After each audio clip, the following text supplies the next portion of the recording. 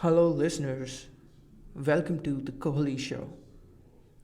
This is the very first episode of my podcast. In here, we talk about health, wealth, and lifestyle. I want to use this platform to share different ideas and opinions because I feel these are the things that make us humans.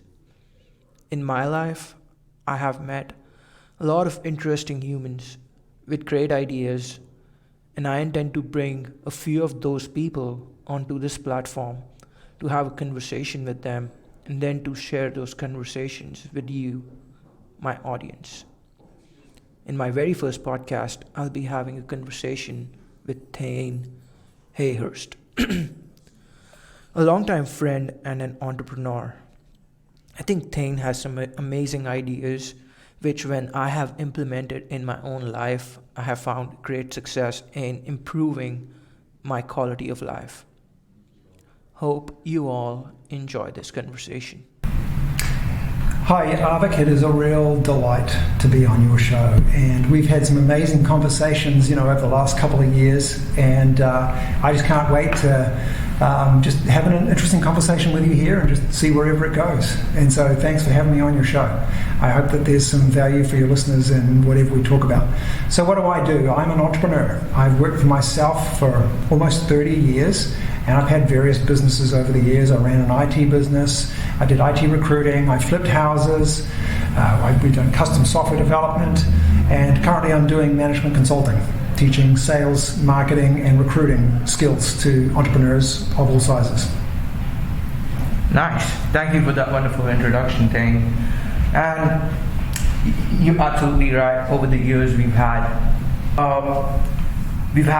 lot of wonderful conversations together, and that is particularly one of the reasons that I wanted to have you as the first guest on my podcast, because during those conversations, when we would talk and just go over things that I'm going through, you're going through, at the back of my mind I always knew that these things, if we send them out to a larger audience, there's a lot of value that could be found in those things. So let's begin with being an entrepreneur. You have done a lot of variety of different things over your career. What is the one thing that you're most passionate about doing as a person?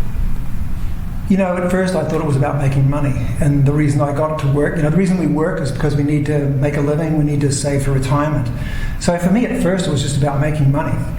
But frankly, I found that to be quite unrewarding and unfulfilling. In fact, very stressful, because I was always striving after the dollar, and if anything got in the way of that, then I would get annoyed.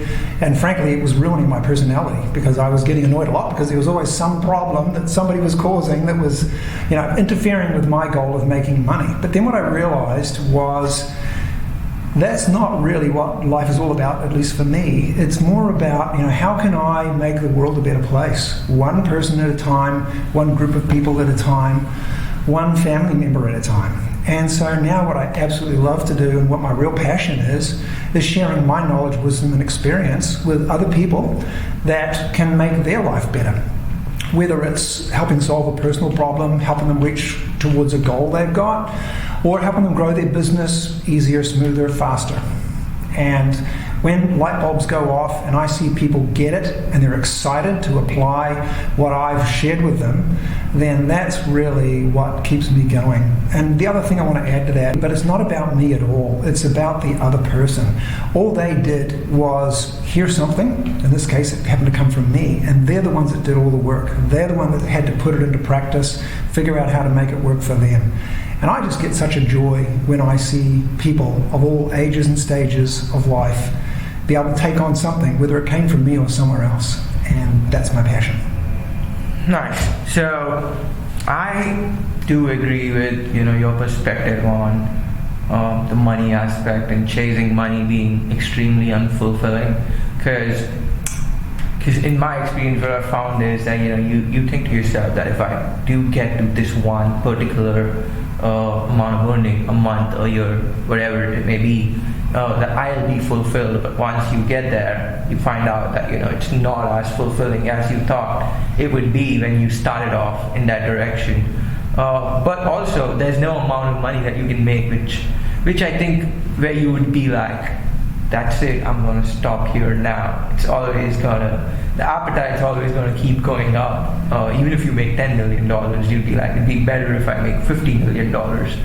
But coming to your point about your passion that you want to help people,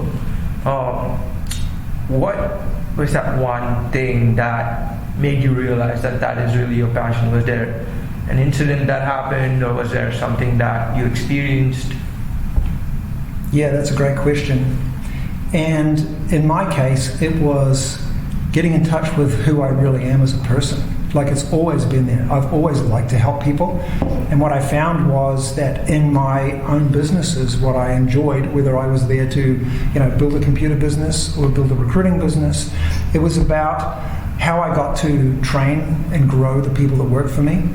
One of the best things that I discovered along the way, by mistake, was, instead of telling somebody that they weren't doing something or they weren't doing something right, what I realized was the best way to grow my staff was to say, you've been doing a fantastic job and I think you're ready for the next level. Every single time I said that to people, they would sit up straight, their eyes would widen, they would have a big smile. And so I just learned that everybody's hungry for the next level, whatever it is for them, and they need somebody else to believe in them and help them get there. In my life, I've avoided having the right kinds of mentors and coaches in my own life. And it's like, I can do this, I've already got all the answers, and it's like, and so then I bang my head against a lot of brick walls, figuring stuff out the hard way. And then when I would learn something from a podcast or a video or a speech or an individual, some way, somehow, it's like, light bulb started, or a book, light bulb started to go off for me. And so I'm hoping that others and my kids and my friends all learn from each other and from people that have gone before them and already figured some things out. Absolutely. Cool. All right, so currently you and I both live in Texas, United States. Sure, a lot of listeners who are tuning into the podcast don't know that. But yes, we are in Texas, United States. Do you like it here? Sometimes. Okay. Yeah. Wherever you are, wherever you go, that's where you are. And happiness can be made anywhere. People say, do you miss New Zealand? And I say no, because life is a forward journey. I don't have eyes in the back of my head for a reason, and I just enjoy and make the most of everything that's right in front of me. Do I miss some of the scenery? Do I miss the moderate temperatures? Do I miss a few of my friends? Sure. I had a pretty easy life there. I had a great life. I wasn't running away from anything bad. In fact, I was running away from something that was really pretty idyllic. I had a great job. I'd been promoted twice within a 4-year period. I had a wood panelled office. I had a free brand new company car. All my gas was paid for. Free medical. I had more money coming into me than I was spending. My dad once said to me, Thane, you're really good at saving money. And I said, actually, Dad, no, I'm not. I just don't spend it. And then it just ends up staying in the account. So, what was your question? No, my question originally was, how do you like Texas? How I like Texas. No, actually I do love Texas. I love the people in Texas. I love the opportunity in Texas. I love especially the spring and the fall because they're human-friendly temperatures when we can actually get outside and enjoy things.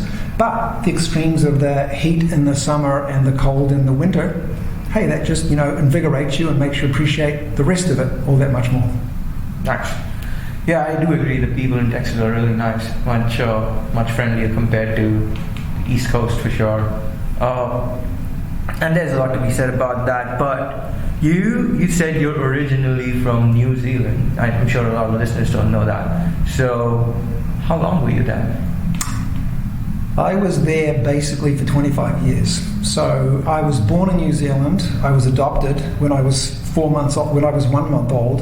And when I was 4 months old, Mum and Dad brought me back to the States. Dad was getting his master's degree at the time, so they had to come back.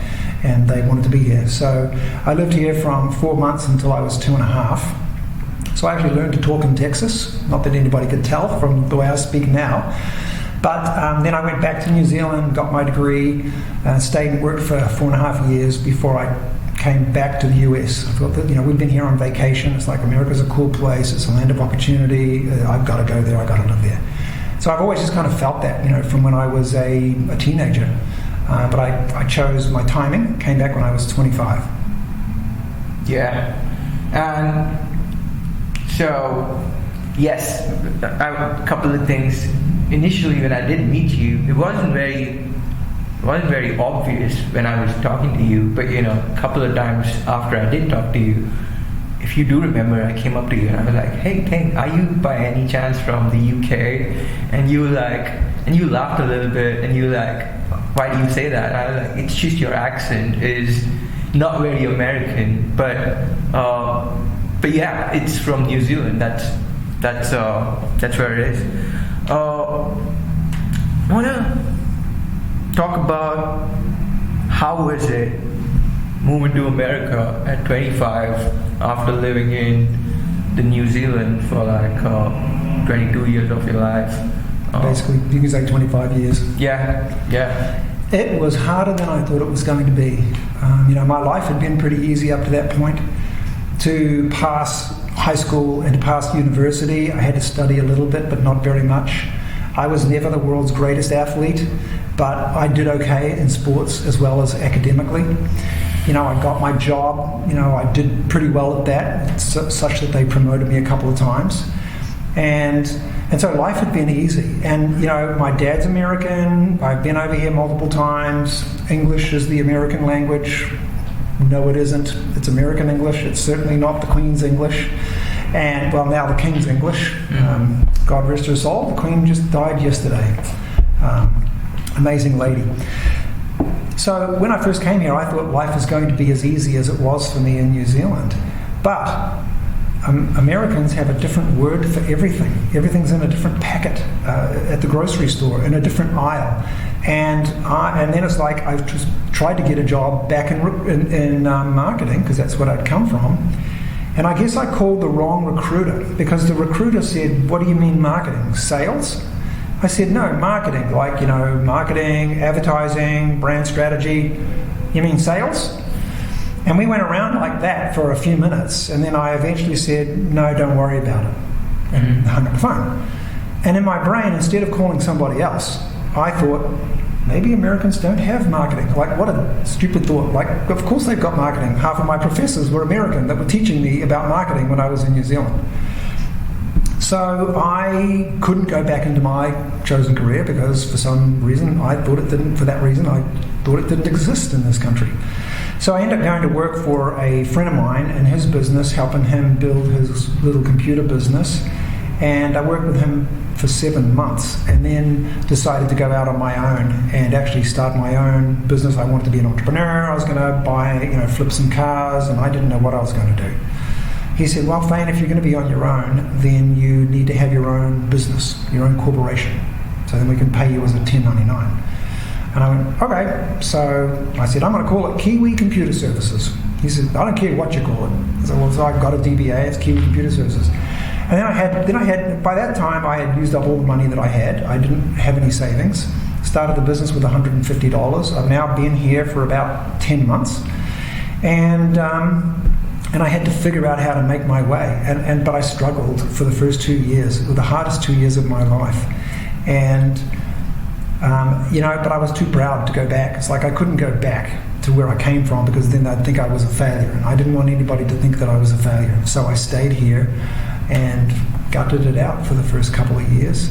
And then things started to get easier. The business started picking up, started making a livable wage. First 2 years of my business, I did nothing but make cold calls all day long, every day. I still, 20-something years later, have that script memorized.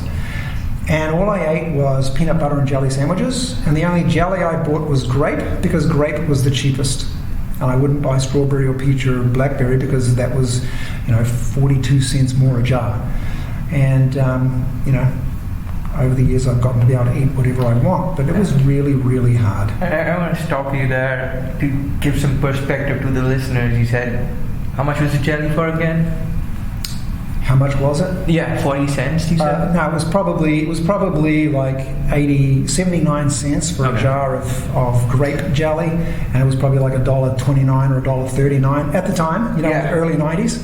Yeah, that's what I wanted to give the listeners, the timeline of, your first 2 years. What year was this? Came here at the end of 1991, started my business in the middle of 1992. Okay. So yeah, I want to listen more about your first 2 years. You said it was a struggle to be able to afford food.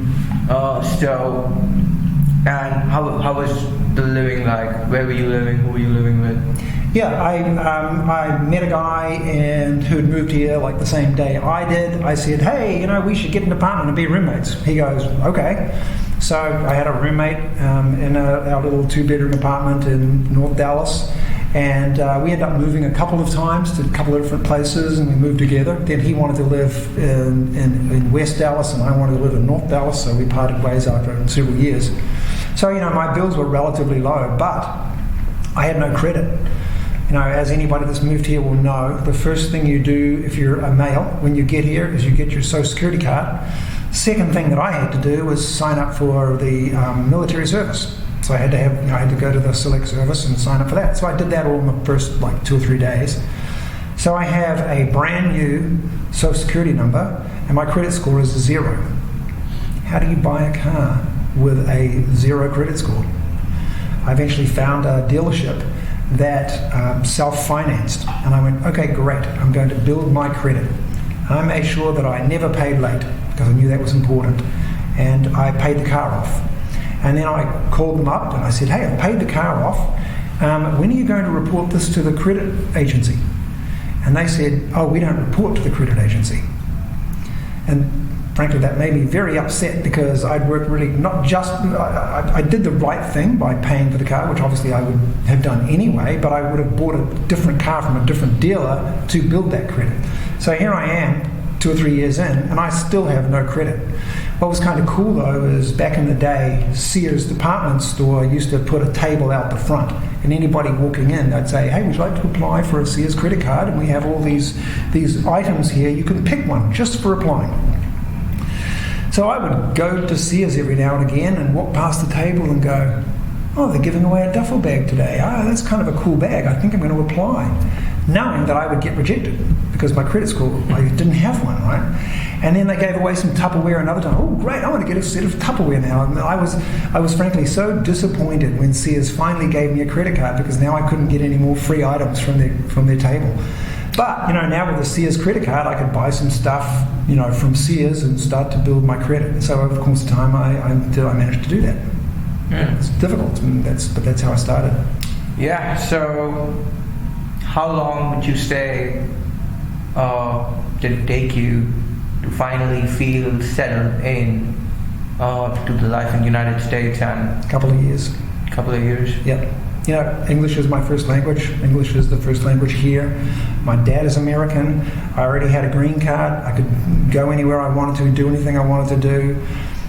There were no limitations on me other than the fact that I hadn't yet built enough credit to buy a decent car or even rent an apartment on my own or that kind of stuff. But it really took a solid 2 years, even with all those advantages, to settle in here. I can imagine that people coming from other cultures, maybe you don't have the same high expectations unrealistically like I did, but it's got to be difficult. The New Zealand culture is so different than American, and other cultures are even more different than the American, and it's got to be even harder to assimilate and to fit in and to make friends and to feel like this is where you belong.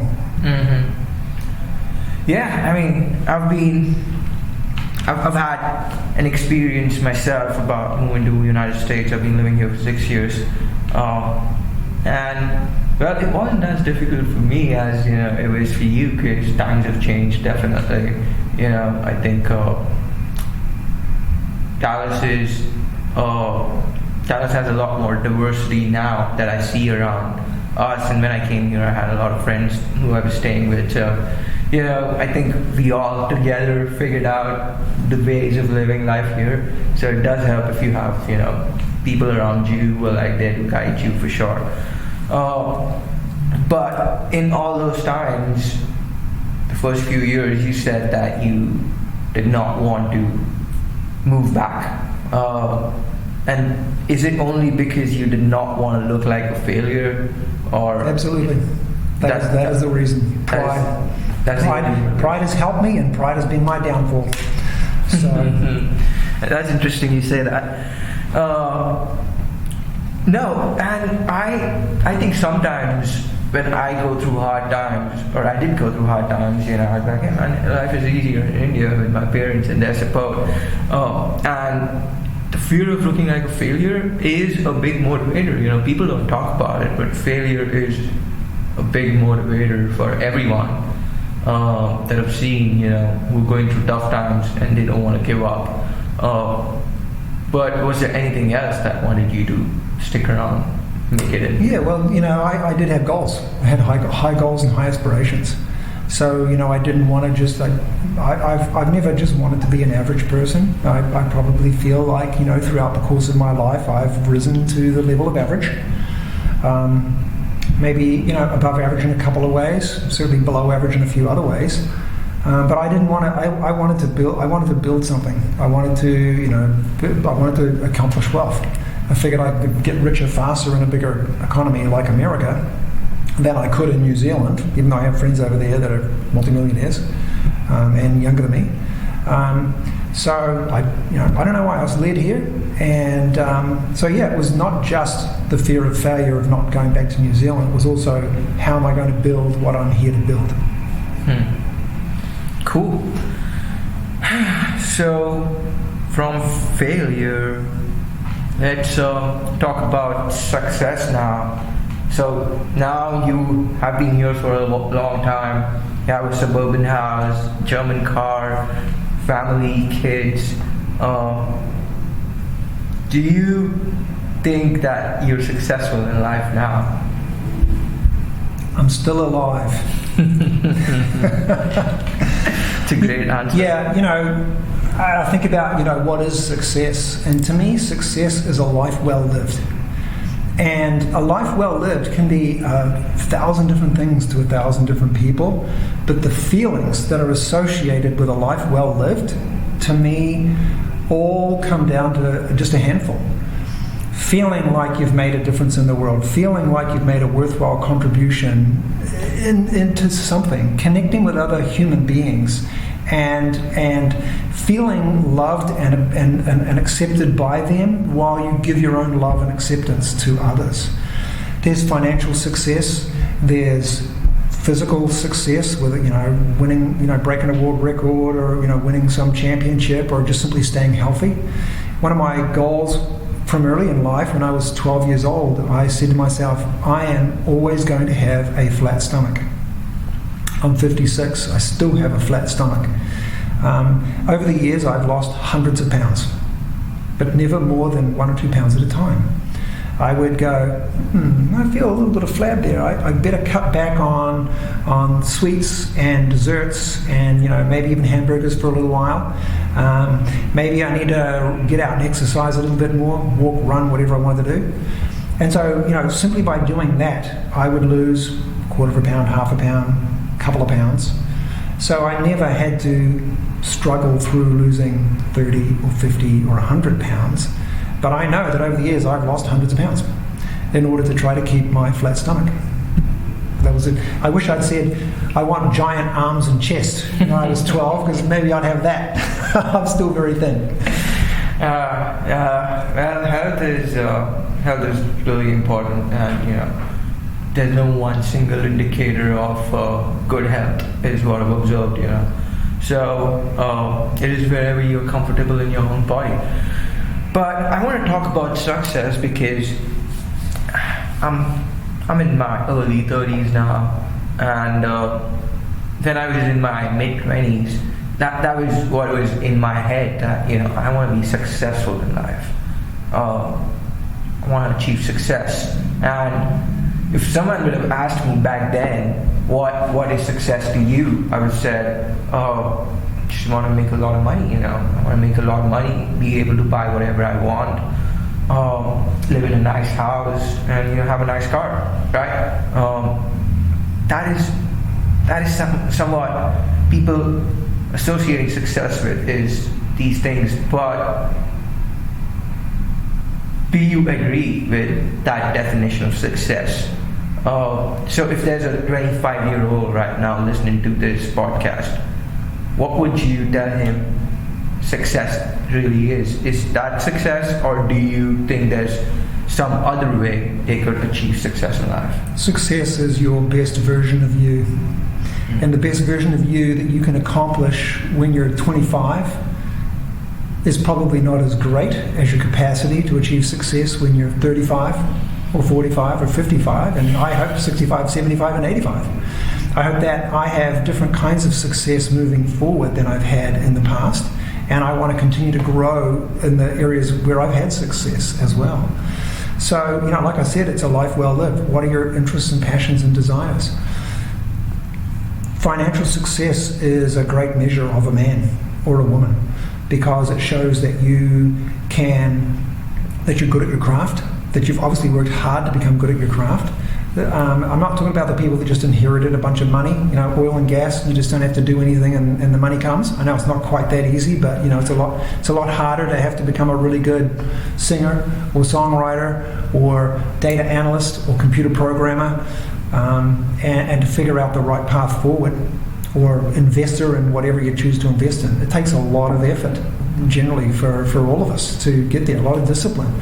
The real measure of success is, how do you keep going? Like, there have been times when I have felt so much emotional pain because I was trying to accomplish a goal, and it was hard to get there, and I was getting rejected by potential clients when I was making all these cold calls. And it was very emotionally draining, And I worked out of my apartment at the time, and I'd go and throw myself on my bed and burst out into tears and cry. And after about 10 minutes, I'd go, you know what? This is not helping me. I'm going to have to get up and get back out there. I'd dust myself off, go back into the living room where my office desk was, pick up my phone and make another call, and keep going. And so, how we handle whatever life throws at us, the good, the bad, and the ugly, that is the measure of. That's truly the measure of success. If you can look back at the end of your life, nobody sits on their deathbed or lays on their deathbed and goes, "Man, I wish I'd spent more time at the office." We always say we wish we'd spent more time with our family and our friends and our loved ones, or seeing more of this beautiful world that God has created for us to enjoy. It's amazing. There's so many different cultures and places to enjoy and explore that whatever you choose, whatever your passion. Absolutely. There's a lot of different things in there, what you said, and really love a lot of those. So you said it's being the best version of yourself and mastering your craft and being disciplined. So I think let's talk a little bit more about discipline. What is the role of discipline and in success? Why did you say that? You do the things you don't want to do because you don't feel like doing them, but you do them anyway. Oh, that's confusing. Can you say it again? When you don't feel like going to the gym, but you go to the gym, you have exercised discipline because you've done something against your natural feeling. When I didn't want to make phone calls, but I had to get a client because I had bills to pay, I had to make the call even though I didn't feel like it. And then beyond that, you can shift your feelings from not wanting to do it and being afraid of doing it probably just those two. Not wanting to do it and being afraid of doing it, to actually enjoying it and relishing the challenge. And so it no longer becomes hard, it becomes easy as time goes by, and you shift your thinking. And the other thing that I really like what you said was that the failure aspect, right? The rejection aspect. And what I have observed in my shorter lifespan is that even if I'm the best version of myself, even if I put a lot of effort in, even if I try to stay disciplined, you cannot avoid rejection or failures. And what is your look on that? What do you think about handling those, rejections professionally, personally, maybe getting laid off of a job that you really like, your business not working out, your relationships not working out, right? Can you avoid these things? And if not, how do you handle these things? Yeah, and I'm going to speak from the classroom more than necessarily the way that I've lived all of my life. Okay. One person takes it as a rejection, the other person doesn't. The exact same circumstance. What's the difference? It's how you perceive something. It's your schema of what you are and who you are and what you feel you're worthy of in the universe compared to everybody else. So, at first it was difficult when people would say, no, we don't have a need for your product or service. Or to, try to meet a pretty girl when I was single and, she would walk the other way or not talk to me or, whatever. But, there's a trial and error, and from error and trial, you want to learn and fail forward. You want to learn from that experience and don't just keep repeating the same mistake. If you don't keep repeating the same mistake, you'll eventually stumble upon the way that does work. So that when you're approaching people, you're no longer being rejected by them. The harder you work at your job and the better you become, they're not going to let you go. You'll be the last one out the door when the lights get turned off. You'll be the guy turning the lights off. But if you're only average and you only slide by, how much work do I have to do to not get fired? Oh, I'm really, tired today, or gee, I can't wait for the weekend, or can't wait to get home and do my hobby that's unrelated to my profession, then you're probably in the wrong profession. When I do recruiting, I want to find people that have a passion for the work they do and a passion for the industry, because then they're always learning. If you're always learning, you're going to get better. It only takes 3 years to become a world-class expert in any business endeavor. And so, but you can't do it 9 to 5. You can't do it, they didn't teach me that. You got to study on your own. You got to want it, and you got to learn it, and you got to love doing it. And when you apply yourself in that way, and you go, that scenario didn't quite work out the way I planned. Why not? How can I do this differently? This is being analytical. This is applying critical thinking. This is being self-aware and not being afraid to admit, at least to yourself and perhaps to some people that can help you, your weaknesses and challenges, so that you can figure out what to do differently next time so that you don't face that rejection. Interesting. Yeah. That's not just in sales. That's in every area of life. Or that lack of success that you're still aiming for. Right. So every failure comes with a lesson.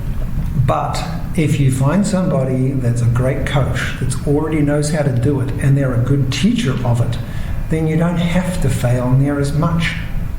Absolutely. I do agree with that if you have someone who's guiding you through the whole process, you won't have as many failures as someone who does not have that mentor or coach. No doubt about it. So every failure comes with a lesson. But what we often see is that two people experiencing same failure hypothetically, and then one looks at that failure, embraces it, grows from it, and the other person does not. Why would that be? As a person thinks in their heart, so are they. Mm-hmm. So if a person, really it probably comes down to 3 words: excuses, blame, and reasons. They're making excuses for why they failed. They're blaming somebody else or something else for their failure, or they've got a reason. You can have reasons or you can have results. Don't make excuses, make good. The only person you could ever blame for anything is yourself. They say, if fool me once, shame on you. Fool me twice, shame on me. So it's okay to make a mistake. In fact, if you're not making mistakes, you're not in the game. you're sitting on the sideline and pretending you're in the game or talking about the game, but you're not in the game. If you're not really trying and you're not making mistakes and getting bloodied and beaten up and learning some hard lessons, you're just really, frankly, not trying hard enough. Right. And you're not being true to who your best self can be, because you can be more refined than you've allowed yourself to be up till this point. Can I take a human being that doesn't want to learn something, and can I say anything that would help them choose to decide to learn, to want to grow from the circumstances in front of them? Maybe. It's probably a tough road. I knew a young lady that had just gone through Tony Robbins' 3-day whatever it was, or 5-day whatever it was, paid $10,000 to do it, and she wasn't working. I said, why don't you come and run one of my businesses for me? I'll help you. It's already going. I'll give you all the guidance and advice you need to keep it going and to grow it. And she said, well, but what if I fail? And that was the end of the conversation. It's like, what can I say to that? It's like, no, you can do it. I can't work with that kind of person. And she had just been through the greatest motivator of modern times to help her change her way of thinking, and it didn't work. So, cool. I believe everybody can grow in that area, but they've got to choose to want to, and they've got to figure it out. They've got to be self-aware and change. Fear of failure as well as excuses. So, from what I hear you saying is either you're too afraid to fail, and that's why you don't try. That's sad, according to me, because if you do that, you're not gonna go anywhere. You're just gonna be where you are all your life, and that's not how you want to be, right? Imagine being the same person that you are when you were 20 as when you were 30. That's just a sad sight. That's what fear of failure can do to you. But also, you said blaming and excuses. And I have found myself doing that too, earlier in my life, in certain situations if things did not work my way, I'd point the finger outward and be like, it's because of my employer, my environment, my friends, my girlfriend, my family, but slowly, what I've realized is if you experience the same thing everywhere you go, maybe it's not them, it's you, right? That's what they say. So what is it that keeps people from pointing the finger inwards, right, after they experience failure, rather than blaming everyone else? I think psychologists would say that everything stems from the way we were treated as children for the most part, and it just plays itself over and over again in basically the same way but slightly different ways. You've got to get somebody in your corner that believes in you. If you don't believe in yourself, find somebody else that can see the good in you that you don't even see, and let them speak into you. Cool. Well, but coming to the pointing the finger inwards and looking at yourself, I think that has really helped me, get over these failures and rejections, and guess taking complete accountability of everything that's happening with me and around me. And I was reading this book by this Navy SEAL called Jocko Willink. It's called Complete Ownership or Absolute Ownership. Forgot. And in that that's all he preaches. He says anything that happens around me, it was under my control. And if mission fails, I would take complete control over it because I'm the mission leader. And what he recommends is that is the absolute best way to live your life in general. Do you agree with that? I absolutely do.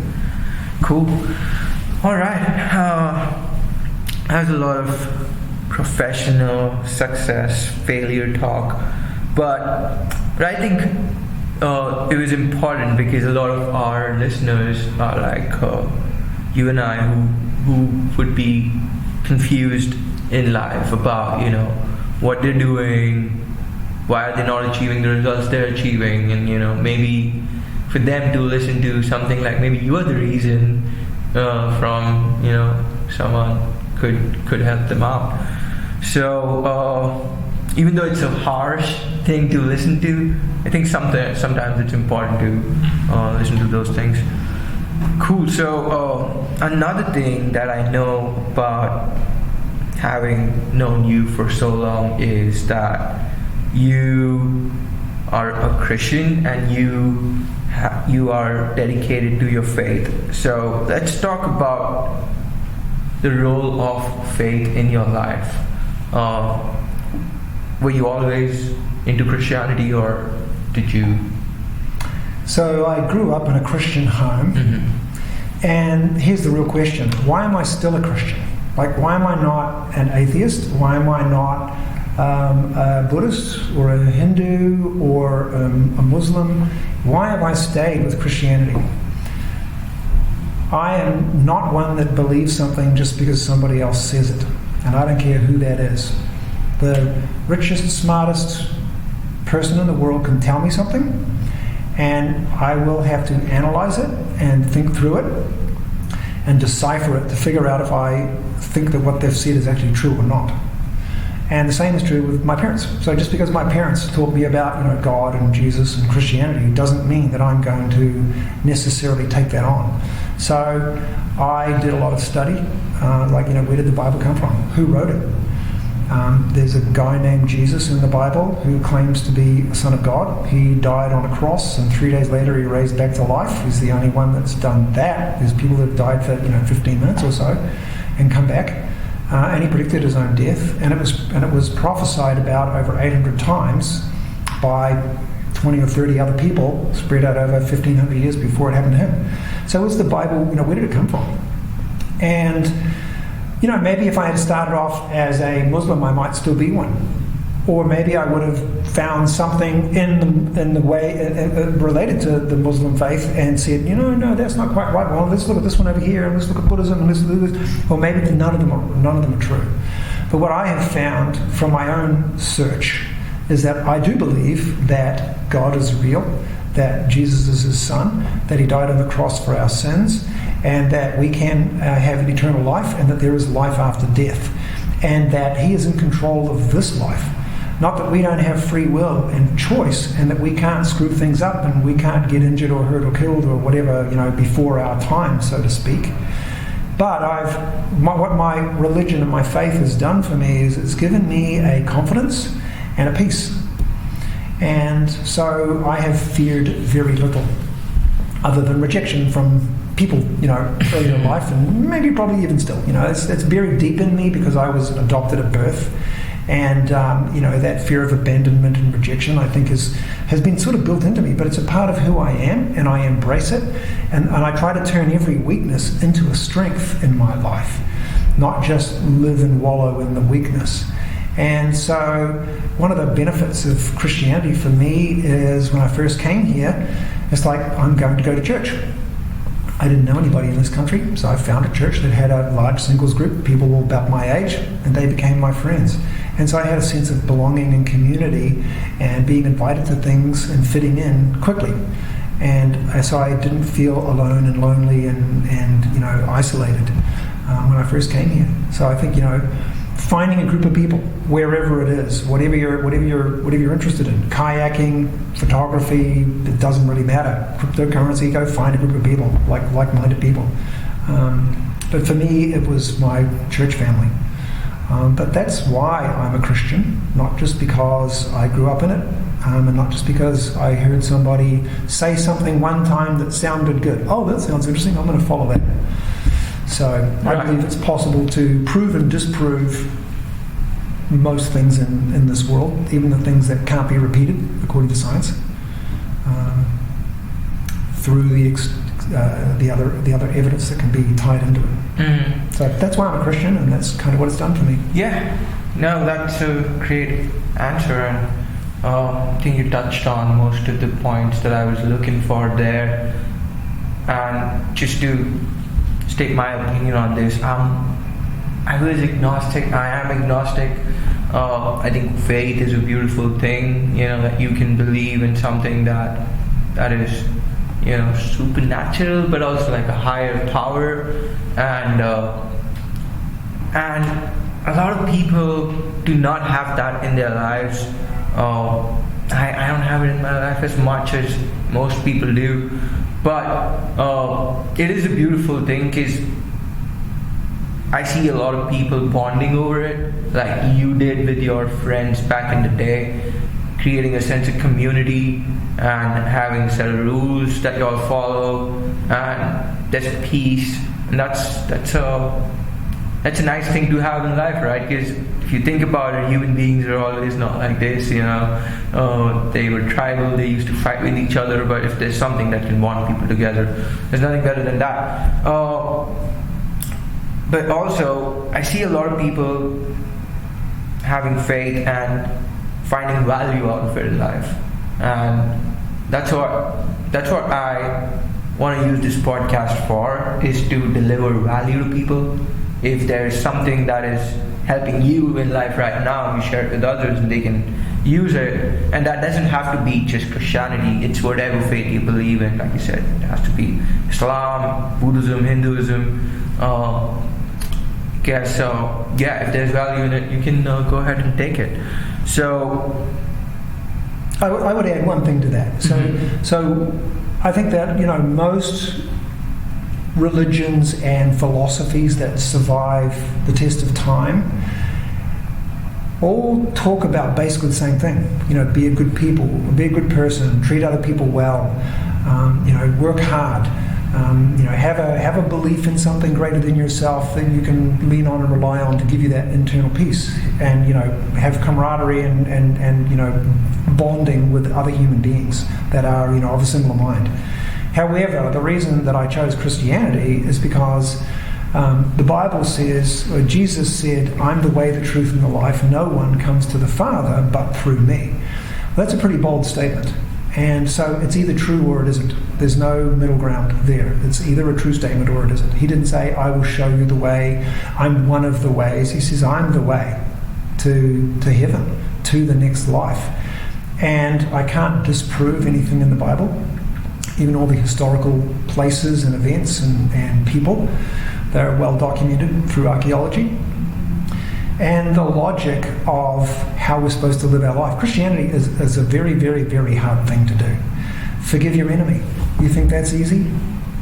Don't let the sun go down on your anger. Is that easy? Give to other people until it hurts. That's not easy. I'd much rather, not give and work on my own entertainment and stuff. So, but when I've found that I live these ways, it does bring me something inside of me that probably can't really be put into words, at least by me. It's a deep feeling. It's a deep inner satisfaction.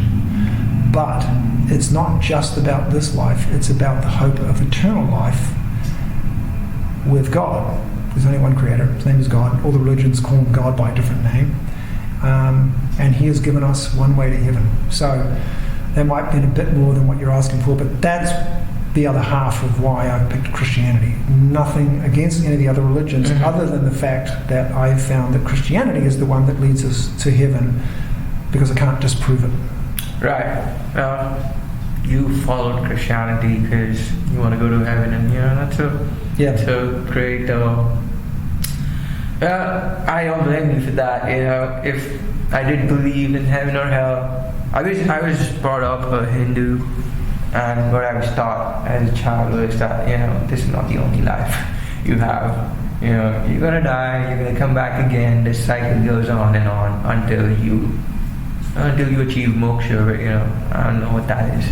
Moksha is a difficult concept, and we would need like a whole other podcast to go over it. But coming back to the point, one thing that I really liked about what you said, or what I really connect with, is having this belief in something higher in your difficult times, right? Like, for example, I have and like every other human being in the world would go through tough times. I've been put into situations that have been beyond my control. And in those situations, what I found is, even though I'm agnostic, I'm like, I don't really believe. But what I found is that, if I say something like, I think I'm gonna leave it to God, then I can just shift all that pressure off. I know, that's so cool. It helps, man. It really helps. It is. So whether it's real or not, it helps, right? It does. Yeah. Whatever helps you live life peacefully, just go and use it. Cool. Another thing that you and I both are connected to is Toastmasters. So how long were you a Toastmaster? And before I get into that, this podcast coming out is directly associated with one of my pathways in Toastmasters, and it did have a task for me to start my own podcast, and that's why I'm using this opportunity. And I've always wanted to have a podcast, so I was like, what, this is an environmental feedback for me to finally do what I always wanted to do. So yeah, how long were you a Toastmaster? I don't remember. People ask me, have you seen this movie? I go, I don't know. I don't know if I've seen it or not. I have memory issues, which actually makes me be very organised in my life, because I have to be organised or I'm going to forget where my keys are, where my wallet is, what I've done, what I've got to do. It was several years. I became a competent Toastmaster. I became a contest judge, and I stayed in it for a while. I was in a group called Dallas Singles Toastmasters back when I was single. That was in the late, I guess that was probably 2000-ish. And I made some lifetime friends from that group, and I love Toastmasters. I tell people all the time, I'm talking to people on the phone and in person who are interviewing, and they talk on and on and on when I've asked them one simple question. And I go, you know what, you ever heard of Toastmasters? You should probably go to Toastmasters and learn how to be succinct and express a lot of detail in a very short number of words in a very short period of time. And you learn leadership skills, how to lead great meetings, how to get other people to volunteer to take on certain roles, and you'll probably make some lifetime friends at Toastmasters. I loved my time in Toastmasters. The group, we had trouble finding a new location. Some of the people, I think, got married and moved on, and the group sort of waned for a period of time. I don't even know if it exists anymore, that particular I think it does. Group. But it's really completely different 20 years later. Yeah. But I absolutely loved it and got a lot from it and recommend it to everybody. Nice. So for listeners who are unaware of what Toastmasters is, how would you describe the whole thing? First and foremost, it's a place to learn how to speak in public. So you can learn to speak with an organised speech that's well prepared. And there's also extemporaneous speaking, which is off the cuff, like if somebody asks you a question in a social setting or in a job interview or when they're interviewing you on a podcast, how do you answer? And engaging parts of your brain and firing synapses that then connect with your mouth and hopefully a little bit with your heart, so that you can actually say something meaningful in just a few words. If you want to be the best version of yourself, go learn that skill. Absolutely. And I've been a part of Toastmasters for 2 years, and it's hard to believe that talking, which is something that is inherent to human beings, there could be a good way to talk and a bad way to talk. But have you experienced that yourself when you talk to people yourself? Someone is a good communicator and someone's not. Can you observe that yourself? Absolutely. And sometimes I'm a good communicator, and sometimes I'm not. I'm sorry. I think I talked too long. That didn't come out the way that I intended. I still am challenged with some EQ, some emotional intelligence, sometimes to know what to say and how to say it. But Toastmasters helps me say it in fewer words, at least. Absolutely. And I've seen that. People who've joined Toastmasters initially, they struggle to get words out of their mouth, and resort to those filler words like all of those, just because they're so nervous of talking, which is just inherent to human beings. And I think that is a skill that you can pick That up. fear of being judged and rejected that most of us have, right? In some way, shape, form, or fashion. Absolutely. Fear of being judged and rejected. Do you think it's a healthy fear to have? Absolutely. Okay. Sure. But you shouldn't live there. You shouldn't spend your whole life there. You take it as a fear, take it as a challenge, and figure out how to overcome it. How do you overcome fear of being rejected? Practice. Confidence comes from only two things. Either it's completely fake, which never lasts, but real confidence comes from two things. It comes from previous success. So you can have a little bit of confidence with a little bit of success, and you can grow in your confidence where it's like, man, I can handle that. I've done it enough times. That's not going to faze me again now. The second place that confidence comes from is knowing somebody else has got your back. It's like, you're jumping out of an airplane and there's the guy that's attached to you. You don't have to worry about what's going to happen. He's a skilled parachutist. He's going to get the chute open. You're going to land safely. Or, I know of a guy that used to get beaten up at school all the time until somehow the largest kid in the school befriended him. Now he had all kinds of confidence to walk around wherever he wanted to because he knew everybody else was going to leave him alone because of who had his back. So you can come to Toastmasters and it's a safe environment to do well or to do poorly, to get some really encouraging feedback, and to get a chance to practice. Right. What I've also observed is that people have a need of being heard, Everyone wants to be heard. And some people, which is unfortunate, is that some people don't think that, they are good enough to be heard at all. And I've seen people being very surprised when everyone's like applauding to their speeches, and they're like, wow, really?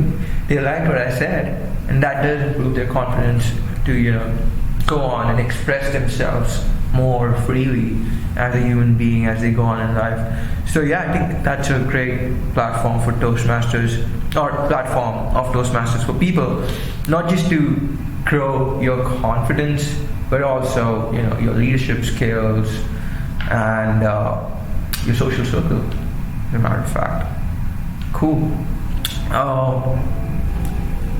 I want to go over one thing that you said earlier, and I noted it down. There's a couple of things, but let's start off with wherever you go, there you are. Well, this a couple of times before. You wanna go over what you exactly mean by that, and what does it really mean? We have belief systems about what we deserve. We interact with a new group of people eventually the same way that we interacted with the last group of people for the most part. It's pretty hard to run away from pain or escape something just by moving. It can help. That certainly wasn't my reason for coming to the US. Like I said, I was leaving behind a very good thing. But I didn't have a lot of confidence back then, and that grew over time as I started to have some successes in all areas, particularly in relationships, and also I did okay in business. And so the answer is not to move or to change your group of friends or something. It's to look inside if you're not happy with the result, and change that some way, somehow, in order to be the different person wherever you are. I started the podcast by saying that podcast is about health, wealth, and lifestyle.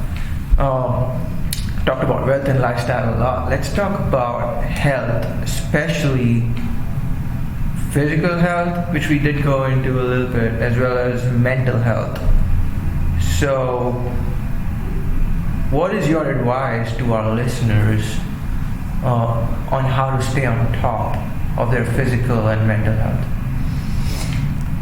Follow the advice that works. Don't use food or anything you put into your body as a self-medication for a deeper problem. I don't eat to make myself feel better much. Every now and again it's like, I need some chocolate, right? Because chocolate is associated with feeling loved, so I have some chocolate.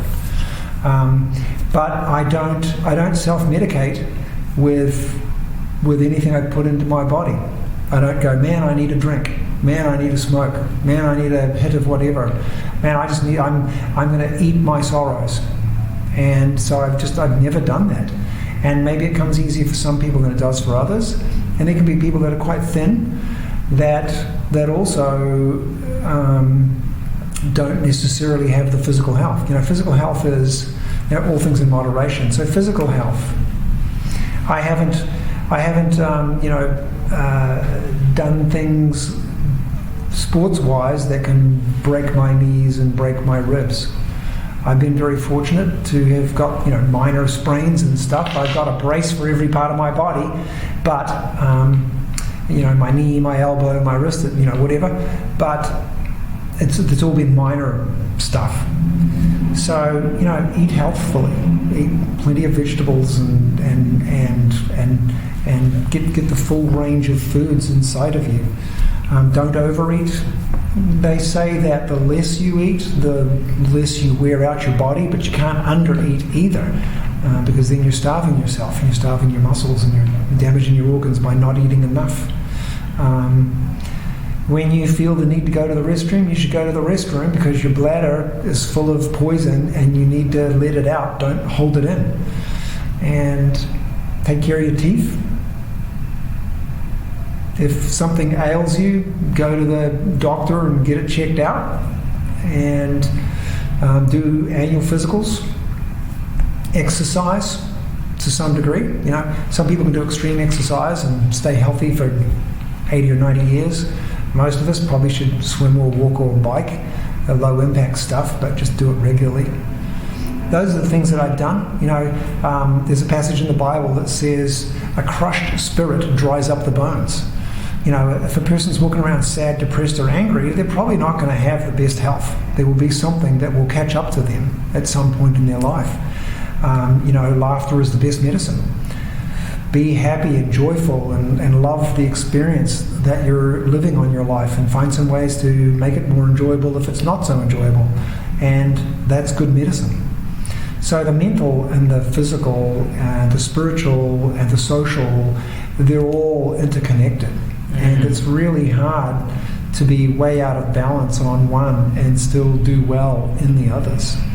And so that's why I look at the whole being of who I am, all 6 areas of my life, and try to do well in all of them. I'm not a pleasure seeker. I am a pain avoider, so I can be doing really well as long as I don't have any major problems going on. I'm just naturally happy. So my physical health, those are the things I've done.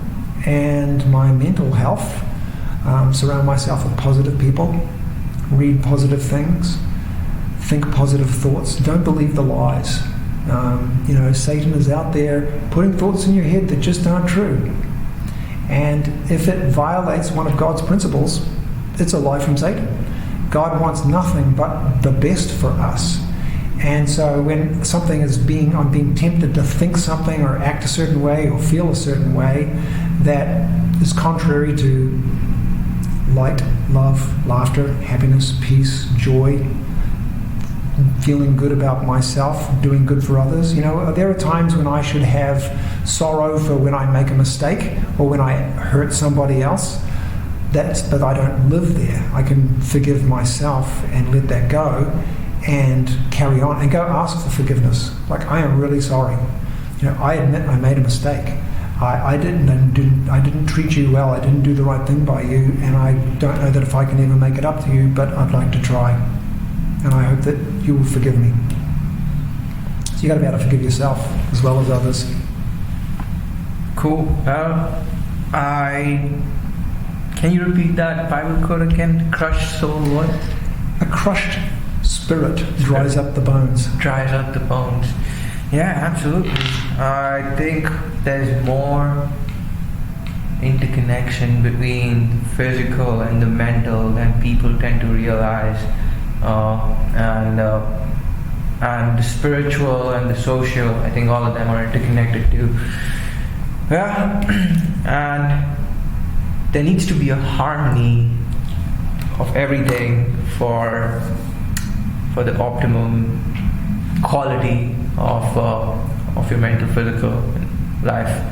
All right, Thane, that is it for our time today. Thank you for joining the podcast. I am pretty sure there was a lot of value to be gained from whatever you had, and yeah, thank you so much.